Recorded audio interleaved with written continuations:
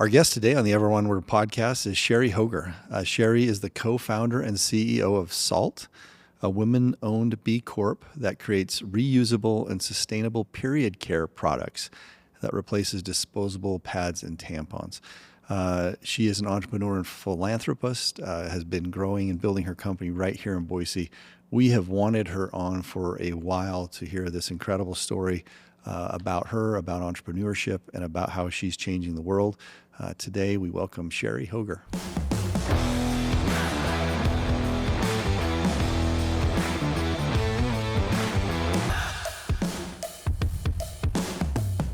Cherie, thank you so much for coming on today.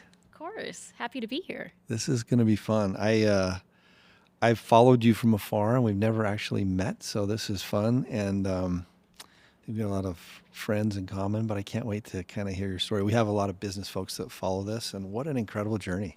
Can you believe it? It's been a wild journey. It's been probably the thing that stretched me most in my life outside of motherhood. I have 6 children, and both combined, it's a lot of stress. I saw that. 5 girls? Yes. And one boy? One little son at the caboose. He's 2 years old, and he's really the prince of the family. We love it.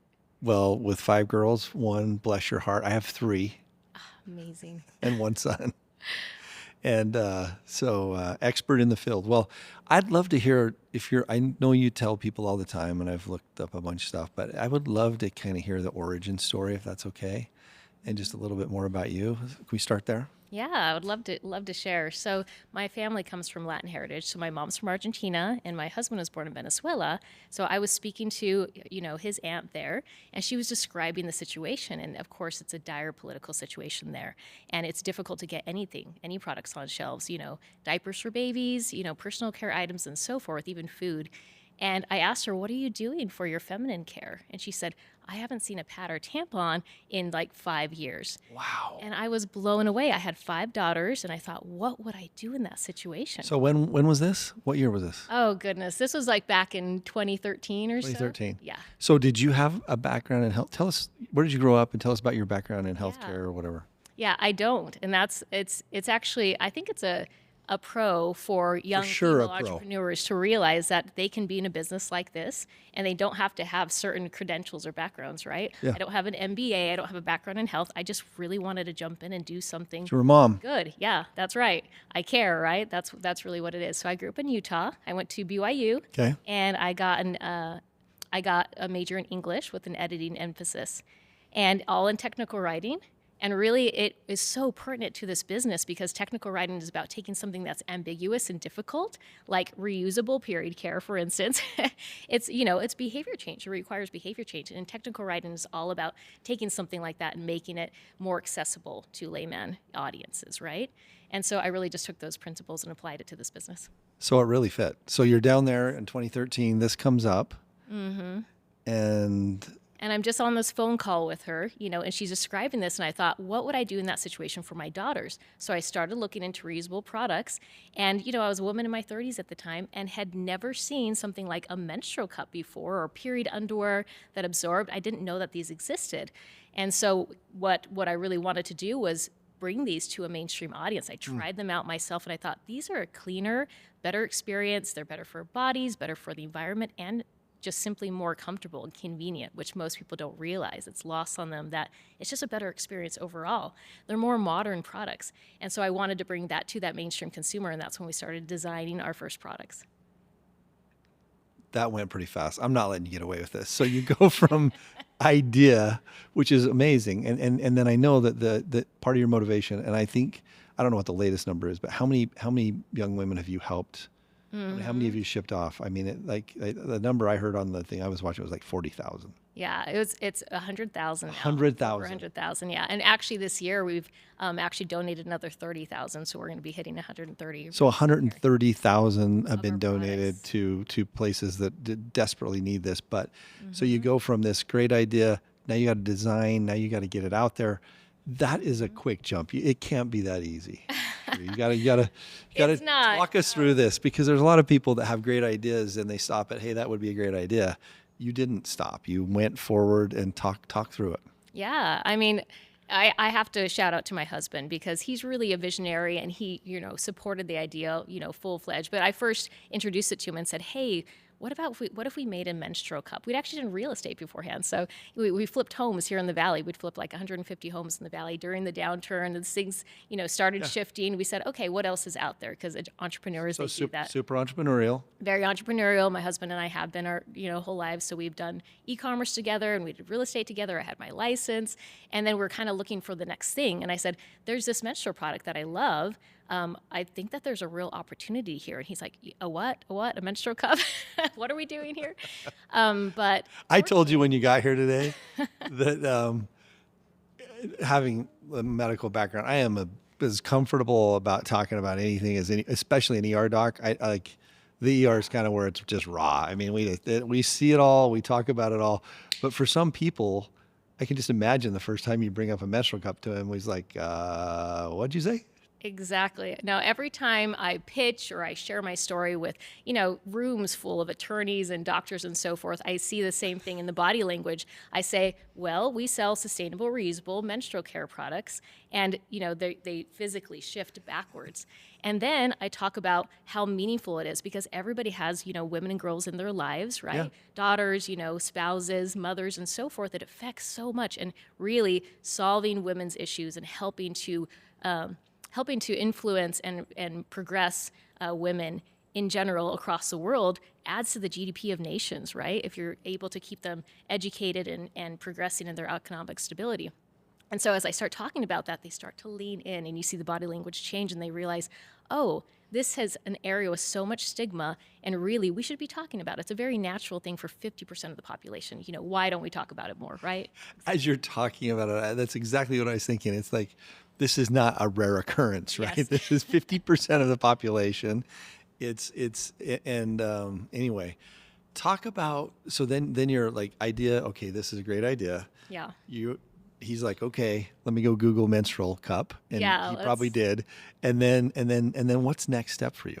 Yeah, it's creating the product. So I should say I had that conversation, early on with my aunt, but it wasn't until several years later after using the product that we really started having these discussions. So we launched in 2018, took about 2 years of work, putting the product together, writing 13 pages of website copy, instruction manuals, all those things that go along with designing. But we hired someone to freelance a 3D CAD model of this menstrual cup and what we wanted. It took 14 different design iterations. And then, as an entrepreneur, you're taking financial risk for the first time. So we just have our 401ks, right, or retirement savings. We say, okay, to build a model for this liquid silicone, injection product, you have to have a mold, and each mold costs $25,000. So $50,000, just to be able to have 2 molds for 2 different sizes, and it takes that. Then you have your branding fees, all of those things, right? So you take those risks, but we just really felt that this product was something somewhat revolutionary, and it was the right time for disruption in a kind of tired market that has just been saturated for literally 100 years with just disposable pads and tampons. No pun intended. No pun intended. I know. I like to tease. We put a man on the moon before we got the pad with wings in the 1980s. So really, when there's an area, as an entrepreneur, you look at an area that's just primed for disruption. Yeah. And this is one of them, right? You have high stigmas. Yeah. In the category, and high stigmas around reusable products. People would say, oh, aren't those just for hippies? Isn't that kind of gross? And you're like, no, this is actually a cleaner product. And so you see an opportunity to tell a better Huge brand story. addressable market though, right? Yes, Like exactly. the market's huge. Because it was medical, were there early barriers to approvals, or I don't know the answer to this question, but is it considered a medical device or use or not? It is, yeah. So it's FDA regulated. Okay. So we had to make sure that we were FDA compliant. So we didn't have to go through all the approval process because a model existed already in the market. It was actually invented in the 1930s by an American actress, the initial menstrual cup. And the tampon was invented in 1931, but just, that made so much more headway as a disposable product. So that says something about consumerism, and we're all team reusable over here. We're very sustainably minded, and so we believe that's the way of the future. But yeah, so we had to make sure and, cross all of our T's and dot our I's and make sure that it was high that process quality. pretty easy? No, we were finding a facility that was ISO certified, that was able to fit the FDA requirements. We have a full quality system that we have. So that does provide a barrier to entry for people who are looking to enter this market. And our period underwear is actually regulated as well because it's a pad replacement. So that gusset technology is something that we have to report onto the FDA. And all of this happened in Boise? Yes, all in Boise. I love Boise. Isn't it such a great place to do business? It's an amazing place to do business. And so many great just business-minded entrepreneurs here. And there's so many, just doing what I do, doing this podcast, like you hear these stories and you're like, this is so cool. And it happened right from here. So you start up kind of family business, doing it yourself, grinding, candle at both ends. I mean, especially as a mom, right? Yeah. My husband, we both are in the business. He's also co-founder, president. He's more behind the scenes, right? But he deserves just as much credit. But we really do it together, and it's been phenomenal. It's been great for our marriage, for our growth. Not everybody can work together with their spouses, I've learned, but for us, it's been wonderful. I've always worked with him. That's great. And then what about your kids? Are they involved? What do they think of this idea and kind of the startup, and how's the experience been for them? I think it's been phenomenal. I think that there's a lot of mom guilt out there for the females who are listening to this, and those that may have children. Oftentimes, if you're working or you're career oriented, then there's a lot of guilt. Okay, am I providing enough for my children? But you really need to be able to model what being a successful and contributing member of society can look like while also being a mom. And, and I was mostly an at-home mom for a long time and, worked freelance. And now I'm more public facing and work a lot more in office and so forth. And it doesn't have to be mutually exclusive is the message that I want to say. You can be a phenomenal mother and also raise family. And you're really setting that example, especially for my daughters. I want them to also be able to advance their careers while enjoying motherhood. So I'm providing that example for them. And it requires some creative solutions, right? Yeah, super powerful though. I love that answer. How long did you go before you started hiring employees, and was it pretty early on, or was it? Yeah, so we started, our first employee, I think, was a year in, and she was also a mother, and she was bringing her children with her to the office, and so was I. And so when I talked about creative solutions, we instilled an in-office preschool that was free for our employees right off the bat. And we did so to really provide solutions for what we needed, but then also those mothers on our team. And so we continue that to this day. And we have like 10 children there at all times. We have about 40 people on our team. And it's been so great for our team member retention and for also providing opportunities, because that burden of childcare can disproportionately affect women who want to work in the workplace. And it's often, kind of a wash as far as how much they can earn versus how much they pay in childcare. So it's been phenomenal. From a recruitment and retention, it's got to be key, right? I mean, that's awesome. It has. Okay, so this is good. This is awesome to hear this story. Go back to, so you're up and running. Talk a little bit about the technology and the reception and how hard it was to get. I know you've got these products everywhere now. I mean, I think what I was watching, Target was kind of the first one you wanted to go after. Store. That's right. Yeah, that's really what catapulted us as a business, is we were able to launch in all Target stores nationwide in 2019, so just a year after our launch. Wow.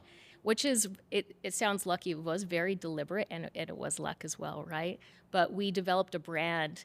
So going to the technology and brand and so forth, we knew that this product existed in the marketplace. So there were unique things that we did in the technology to make it high performing and the best in the market. So subtle design differences. But really, when you're talking about a product that's going in such an intimate area, you have to have really high brand quality, right? Right.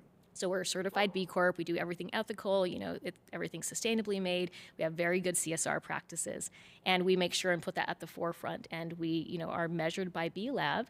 So you have to have at least 80 points. We scored 93. We've since improved that by awesome. 17 points, right? So all of those things help with our brand efficacy. And so when people, for instance, we're the best-selling cup on Amazon and in Target stores, and we have been since our launches there, and that really, proves out the brand. So we made it beautiful. We made it something that was good for your body and environment. Do you like the branding side of it? I do. I'm mostly in marketing. So we have people who touch different areas. My husband actually works a lot more with engineering and product development. I provide a lot of feedback and wear testing, but he's really in the details, and I'm always in the marketing side. Talk about the name.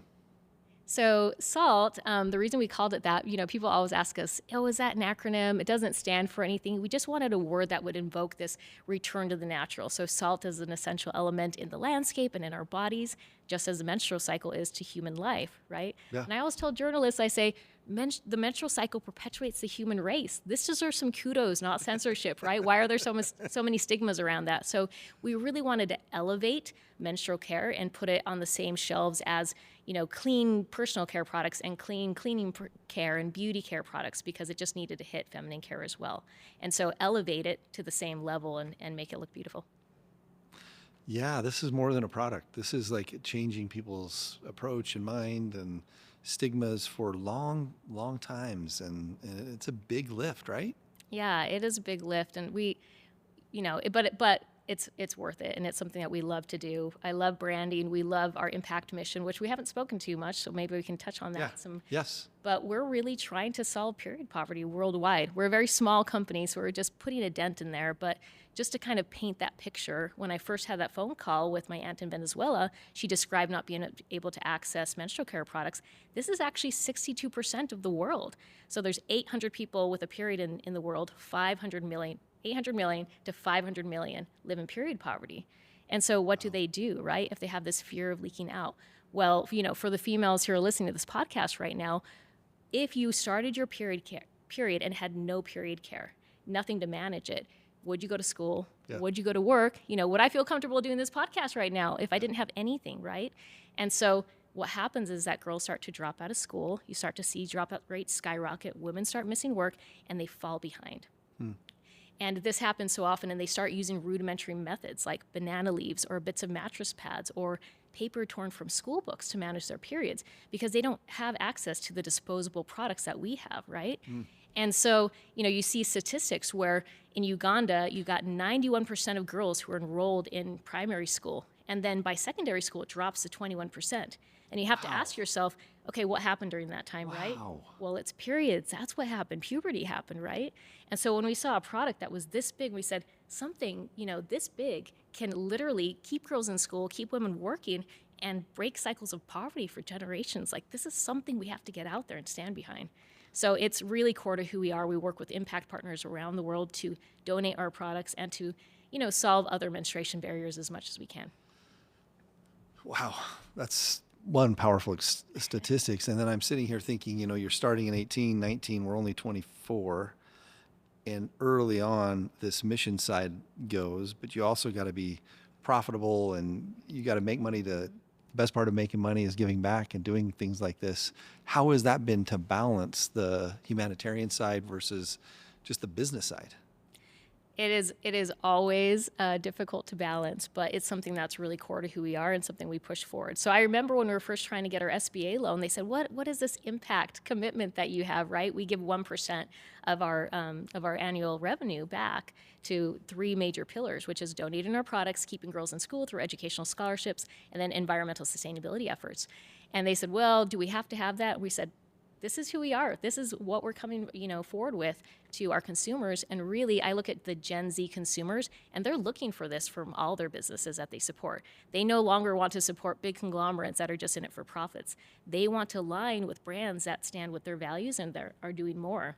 And we hear it every time from employees who come to work for us. They said, I went to the B Corp website. I was looking for a B Corp deliberately. I want to do something meaningful. I don't want to just, make profits. And so, yes, it was harder to balance, but, eventually people are bought into that mission. They see the meaning behind it. And so we've kept it strong. So I'm proud of that. It's awesome.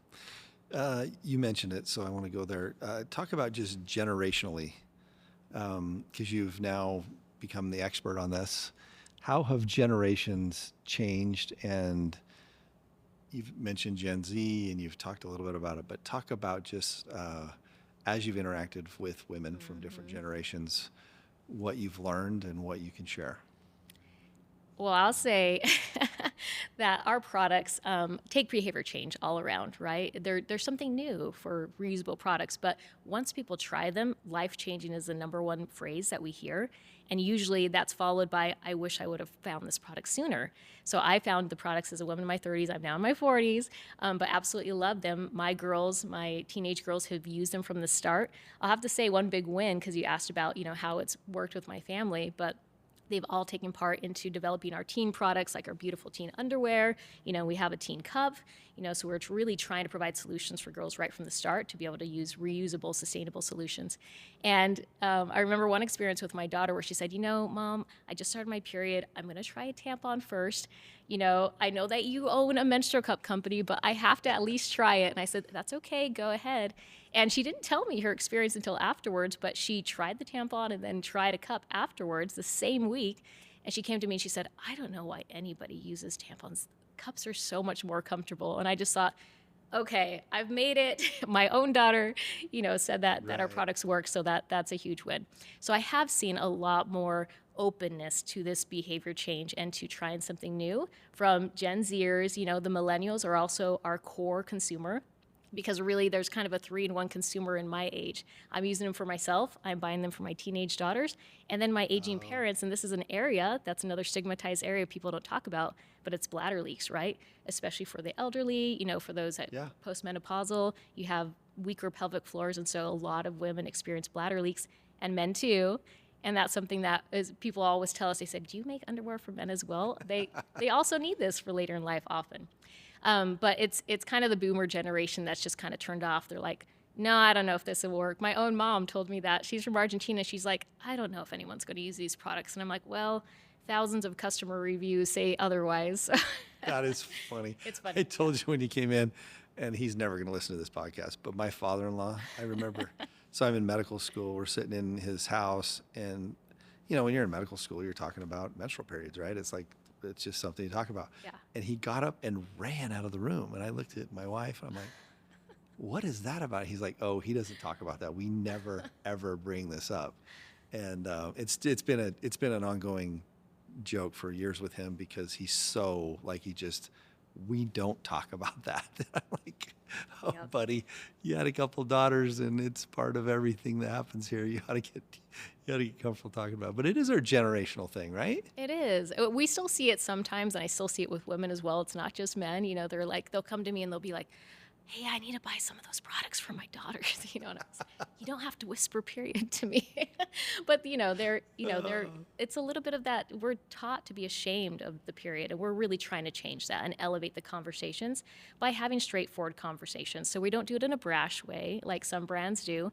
We really try to take the approach that, the menstrual cycles are beautifully powerful. Like I said, perpetuate the human race, right? And it is so core to who we are as women and our hormonal cycles and how we function and so forth. It's a sign of vitality and health to have a period, right? And so we try to instigate that and encourage people to have conversations and open conversations, because really it's the people who are menstruating are the ones who are setting the tone for the conversation. So if I go to you, or if I go to a colleague and I'm hush hush about it, then they're gonna react the same way. But if I'm straightforward, that's giving an invitation, right, to the person I'm talking to be able to just speak to it openly. So I've met so many people, so I can attest that there's a lot of progress that's been made, because men will come and talk to me very excitedly about our business all the time. And so I love that, because we really need to bring the men along in the conversation for the progress to happen. Well, and I think what you said, I'm thinking here about, the new generation and like with your daughters, being open to it and starting there and realizing how much more comfortable and how everything else. I mean, that's probably where it starts. Let me ask you a couple other questions. Have you been able to, so 130,000, have you been able to visit some of these places and tell us a little bit about the impact you're seeing worldwide? Oh my gosh, that's my favorite thing. So early on, we went to Nepal, so I'll tell you about that trip. But we have some of our most excited users and most prolific users are in this rural town. It's called Dong in Nepal. And it's like going back 100 years. They all have a water buffalo. They live in mud huts. There's no refrigeration. There's no running water. And, menstrual care is a big problem there if they're working out in the fields and they have nothing to care for themselves. And there's also a lot of rituals where women are actually assigned to these huts called chapati huts, where they have to spend their whole period week in these little mud huts, oftentimes like holding their children and still caring for their children there. And sometimes they die of exposure and snake bites. So it's a major problem. So when we came in and were able to teach about cups, we taught the staff members first. So there's no white saviorism there. So we make sure to teach the on the ground staff, and they're doing the primary educating. But this time I was there to educate as well. I had my oldest daughters with me, and you get the same experience most people have, where at first they're just like, what is this? What is this American telling us about this cup? And so I actually sent my 8-year-old daughter, and she went and just started showing them some cup folds, like this is how it's used and so forth. And that immediately brought their barriers down. And since then, we have a 95% adoption rate of our cups there, and they use our underwear as well, and just absolutely love Saalt products. And they're able to work throughout the day. They're able to ride their bicycle without any problems. And the stories that we hear are just heartwarming. So, and we do a lot of work in Africa. We do in Asian nations. We do Micronesia. So we really try to hit the areas with the most need. But surprisingly, we also do a lot of work in the U.S. and donate a lot of products. So 2 in 5 people who menstruate in the U.S. and even here in Idaho struggle to afford period products. And so we try to solve that need as much as we can. I'll also add, because it is, as governor, you understand all the policies that are brought up. But in 2023, there was a bill that was introduced to try to provide free period care to schools. And I think that, I'm supportive of that. I do think that just like toilet paper, that period care products could be provided for free so that people have more access. But really, I think that the real solve is in reusable products. If there was investment in reusable products, these last 10 years, right? If you're able to 10 years. about these. I was gonna ask you a financial impact, because you probably have done those studies. What are like the easy stats that roll off your tongue on like money saved per person, per whatever? You probably have all that. Yeah. So a cup costs only $30, so $29 for a cup. Okay. And so that saves thousands of dollars over its 10-year use, and then 3,000 pads and tampons from landfills. And, the average menstrual cycle is 40 years. And we've actually stress tested our cups, and they can last up to 40. We say 10 in our marketing because that's already long enough. But really, it's such a viable product, being 100% medical grade silicone. It's biocompatible and so forth. But it lasts basically that whole reproductive lifespan for those you donate to overseas. And that saves about 11,000 period care products. So huge financial savings, huge environmental savings. It's just incredible. And then the underwear also lasts several years. Depending on how much we can't give a definite number because it really depends on what you use it for and how often. Some of our users wear it every day, because really women live with wetness every day. And so they try it for their periods and say, oh, this is kind of my go-to for daily use now. I use it for sweat, for workouts, for everything. So. Wow. I'm just, if you go back to the first idea you had, did you have any idea the impact you could be making in people's, it's significant. Like the day-to-day activity, the financial impact, the wellness impact of individuals around the world, it's got to blow you away a little bit. It does. We have an internal Slack channel called our Great Reviews channel. And every week we just have these life-changing stories from women who say, I couldn't even leave because I bled so heavily, and I would just bleed through my pads, my tampons, and now I can wear a cup because these hold 3 to 4 times more than tampons. Our discs hold 4 to 6 times more. We have underwear that holds up to 6 pads worth of flow, so it can, handle the heavy flows and all the light flows. And they'll say, I'm able to leave now. I'm able to leave my house and I'm able to function in daily life. So I like to say that I'm really selling freedom for women. And just like you said, when I look back and you say sometimes it's unbelievable, I'm sure you've experienced this as an entrepreneur too, is you create an idea, but then it kind of starts to morph with the team members that you bring in, with the outside influences. And sometimes you do have this experience where you look back and you say, wow, I know I created this, that this is my product, but it lives outside of me now. Now it's this beautiful thing that's created that's a part of the entire community. So I see that with the Boise community. I see all the support that we've gotten from just supporters, investors, and so forth. And I love saying that we're a Boise company. People expect us to be on the coast, California or New York. We do have, designers in New York, but they think, oh, Boise is food, real estate. And so it's amazing to have an apparel product and something like this that's on national shelves here in Boise.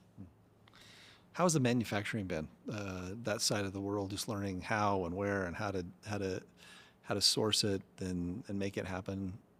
Oh yeah, that's a big can of worms. Well, we manufacture here in the U.S. for our cups. Yeah. It's all U.S. sourced. We manufacture our underwear in Sri Lanka, so we've gone to visit a few times and taught about our products there. Amazing factory that manufactures for Lululemon and Nike and Aerie, Victoria's Secret, like all the big brands. And so we're very small for them, but just highly ethical practices, really good sustainable practices. I think they're the first LEED certified manufacturer there. So really trying to find manufacturers that meet our standards. So we like to pair that and meet them and have a great relationship with them. But they're also two very different products. So, some of the companies in our industry do either underwear or they'll do these hard goods products. And we decided to do both because really a period regimen requires both a tampon and pad replacement. People use them in tandem. So we really wanted to have both of those products. But totally different with apparel and these hard goods. So yeah, so there's always those manufacturing challenges, but you just plow through as an entrepreneur, right? Yeah, figure it out. Yep. Packaging, presentation, you hit a little bit on it, but I think that's really important, right? To perception of people that are going to purchase the product, and is that all in-house too? You said you like it. Yes. Has that been you and your team? We have a great designer that we've partnered with since the very beginning. They're out of Glasgow, Scotland, and they're just phenomenal. We love them. So, but we do a lot of the design in-house and a lot of the updates and so forth. But really the vision from the get-go was, okay, we want to take a stigmatized product and elevate it. We have to do that through branding, through voice, through imagery, and through how we present ourselves. And so it needs to look the same way, and we want it to be Target worthy. We want it to be worthy of Target shelves. That was our initial dream retailer. So it was amazing to be able to get that early on. And since then, that opened the doors for us to get into Walgreens, into CVS, into Whole Foods, into REI. And we have 2 more retailers I'm so excited about in 25 that hopefully we'll be able to announce soon. But really, we're trying to get that footprint into all the mainstream mass retail shelves where people are looking for their period care right now. It's awesome. It's awesome. What have been the lessons learned for you personally? Goodness. Gosh, so many lessons learned. I'll say there's a great quote by Mark Andreessen of Andreessen Horowitz, and he says, entrepreneurs really only experience 2 emotions: extreme euphoria or utter terror, and I find that a lack of sleep enhances them both. I'm sure you've experienced that too, right? Yeah. Sometimes you're like, oh man, we're just gonna, shoot for the moon. This is amazing. And then you have your down days. And sometimes it's in the same day. Oh my gosh, exactly, right? So there's a big roller coaster. So you really do have to learn to kind of manage those ups and downs and look at things, from a third party view and manage that stress level. Like entrepreneurship is not for everyone. It can be high stress, and it's a lot of hustle and work. So, there's late nights, and I'll just be honest, right? It's a tough road, but it's also extremely rewarding to be able to create something and to create a movement. So that's one of my lessons learned. And then, just finding balance in life. To be able to, manage 6 kids and a business, you have to cut off anything that's unnecessary. And I'm also, highly religious. I'm a Christian, and so I have a very grounded perspective, with my connection to the divine, and I rely on that a lot to be able to just get through day to day. It's amazing. How old are your kids? What's your ranges of kids? Yeah, my oldest is 16, and then my youngest is 2. So oh my gosh. I'm in the thick of it. Yeah. Yeah, you are in the thick of it, and that's 6 kids. So my daughter has 3 now, and we live right by her. And I just think, oh my goodness, how on earth does anyone ever do this? She just had her 3rd, so it's a big deal being a mom and figuring this out. We've had a few great women entrepreneurs on this, and every time I hear the stories, I'm just like, gosh, it's just something that you deal with. That unfortunately, it's a very unequal. Mm-hmm. It's not. I'm just going to say burden. It's not a burden for kids. Yes, exactly. But it's a problem that needs to be solved because you're the mother and you're figuring it out. What a great thing.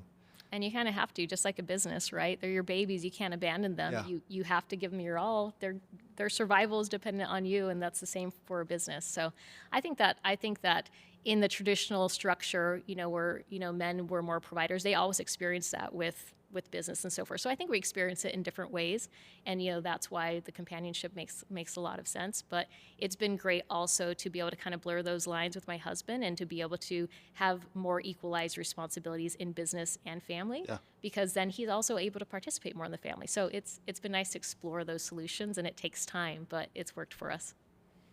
Wow. So what's next? What's next for the business? And I mean, when you lay in bed at night and think about where you're headed? My goodness, so much.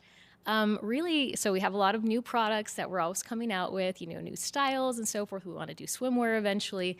And then we also want to expand our footprint. So different retailers, which we're excited about. I love pitching. I've been able to fly to Bentonville, to Walmart headquarters, and to Seattle to go, speak to Costco. And I've been to, speak to CVS in Texas.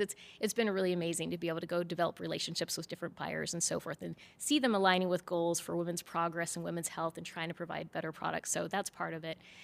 I think really where my head is at is just my philanthropic mission. I really want to solve the problems that women experience most. And aside from menstrual health, a lot of it is tied to water access to water. Because women are often the ones who are caring for the children, cooking, retrieving water. So they just touch that need for water every day.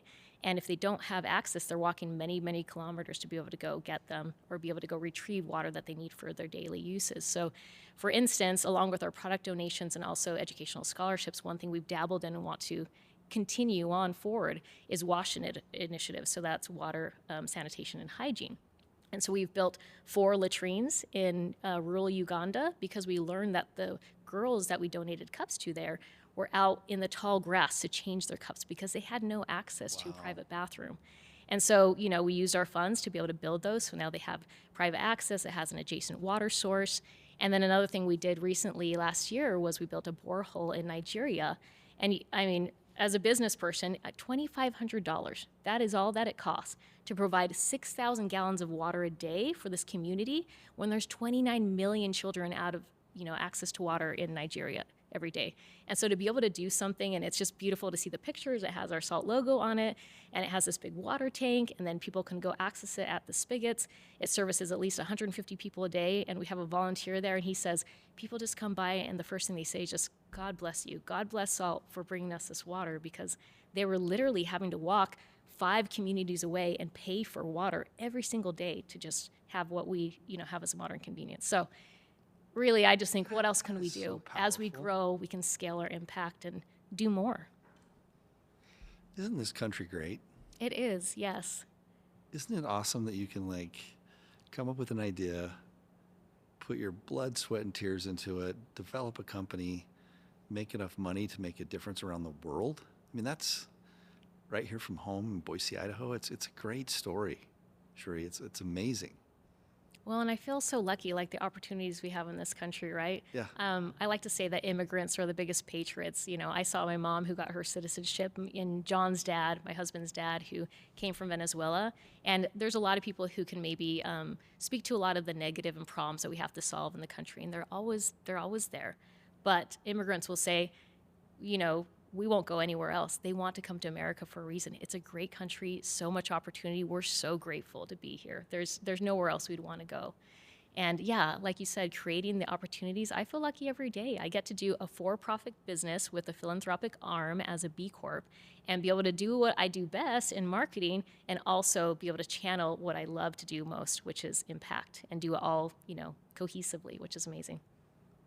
Unbelievable. It's really inspiring.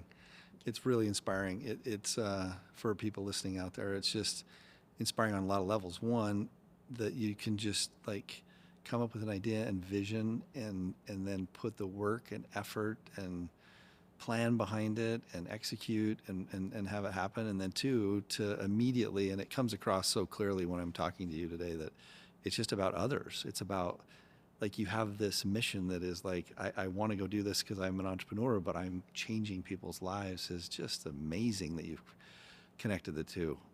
It's just awesome.